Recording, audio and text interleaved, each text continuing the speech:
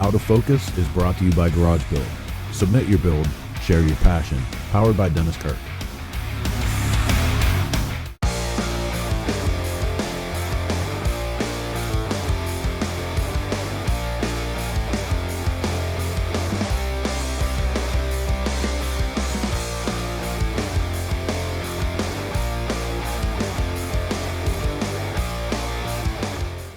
Joshua DeBendetto. I'm from Greenville, South Carolina.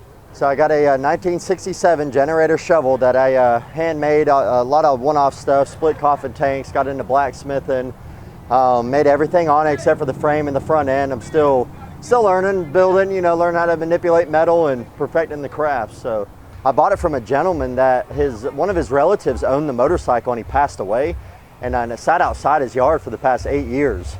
And then I ended up getting a hold of it and just pretty much tore the whole thing down. And 3 or so months ago, I went to a local bike night and met a gentleman out there that does blacksmithing for a living. And I walked up to him, I saw a sissy bar, had the metal rose, and he actually made like this whole vine.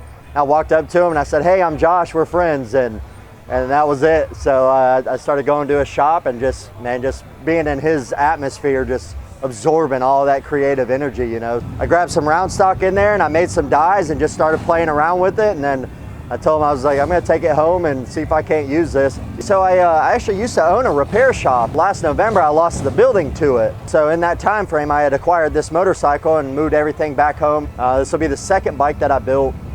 And I just really wanted to try to make as much as I could by hand. But yeah, I just did it out of a little 200 square foot garage, and it was like working in a hallway in there.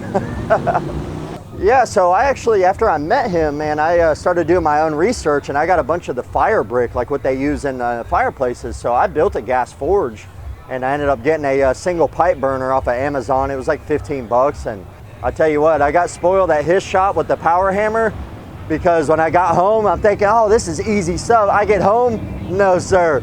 I'm like 6 strikes in, I'm on a damn ventilator. It was brutal. And then it got so busy in the repair shop that I was getting into it. And then, man, I had no less than 40 bikes in the shop at all times. So, and I was a single business owner, so I was doing it all, wearing all the hats to the business. Kind of, poured a whole, my whole self into this. So this bike's got a piece of me in it, just like they all do. No, so I got a guy in Greenville, South Carolina. His name is Charlie Tire. And he was the only guy that in that short amount of time, I built this bike in 45 days. And Charlie was the only one that could paint the bike in that time frame. Actually, the bottom end was shot on the bike. And I know Pete and Jackie really well. They live like 10 minutes from my house. So I went down there and I was like, look, I got this bottom end. I need this done as fast as possible. Like, I know you guys are covered up. If you can do it, great. If not, I totally understand. But they were able to get it done. And I did about 3 weeks worth of fab work on this thing. I mean, I even made the handlebars on a little mini lathe, all the wheel spacers, and actually handmade the oil bag, and I split the oil bag. So the left side, it looks like one, but it's all where my battery and my electrical components are. And then I split the seat as well, so you can look down in it, and that's where the name Split Decisions for the bike came about. I tried to build a bike where the more you look at it, the more stuff you find, you know what I mean?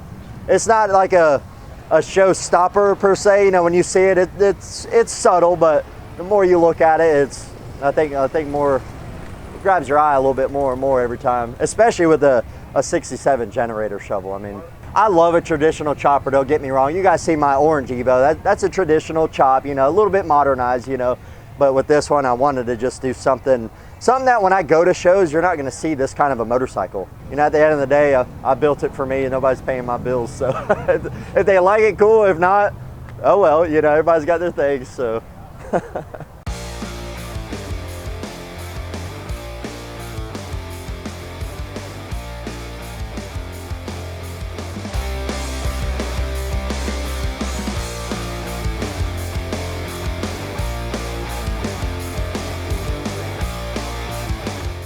Joshua DeBendetto, Greenville, South Carolina, and I'm a Kirk garage builder.